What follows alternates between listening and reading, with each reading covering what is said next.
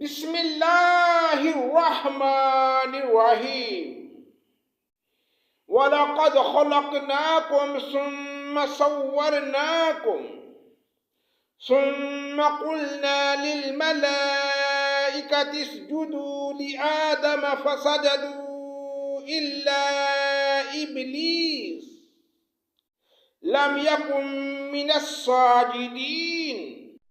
اللہ کے نام سے شروع جو بڑا مہربان نہایت رحم کرنے والا ہے۔ اور ہم نے تم کو پیدا کیا، پھر ہم نے تمہاری صورت بنائی، پھر ہم نے فرشتوں سے کہا کہ آدم کو سجدہ کرو، سو سب نے سجدہ کیا بجز ابلیس کے، وہ سجدہ کرنے والوں میں شامل نہ ہوا۔ قال ما منعك ألا تسجد إذ أمرتك قال أنا خير منه خلقتني من نار وخلقته من طين۔ حق تعالی نے فرمایا تو سجدہ نہیں کرتا تو تجھ کو اس سے کون سا امر مانے ہے، جبکہ میں تم کو حکم دے چکا ہوں۔ کہنے لگا میں اس سے بہتر ہوں، آپ نے مجھ کو آگ سے پیدا کیا ہے اور اس کو آپ نے خاک سے پیدا کیا۔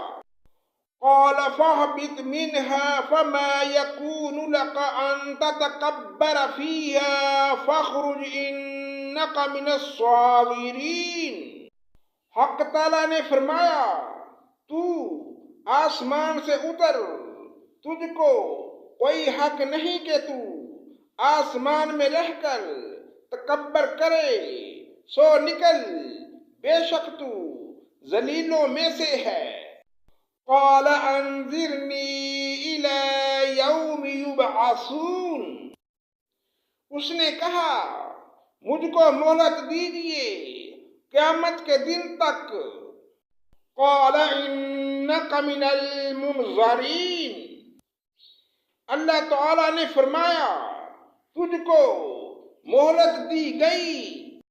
قال فبما اغویتنی لأقعدن لهم صراطک المستقیم۔ اس نے کہا بس باب اس کے کہ آپ نے مجھ کو گمراہ کیا ہے، میں قسم کھاتا ہوں کہ میں ان کے لیے آپ کی سیدھی راہ پر بیٹھوں گا۔ ثم لآتینہم من بین ایدیہم ومن خلفہم وعن ایمانہم وعن شمائلہم ولا تجد اکثرہم شاکرین۔ پھر ان پر حملہ کروں گا، ان کے آگے سے بھی اور ان کے پیچھے سے بھی، ان کی داہنی جانب سے بھی اور ان کی بائیں جانب سے بھی، اور آپ ان میں سے اکثر کو شکر گزار نہ پائیں گے۔ قال اخرج منها مذءوما مدحورا لمن تبعك منهم لأملأن جہنم منكم اجمعین۔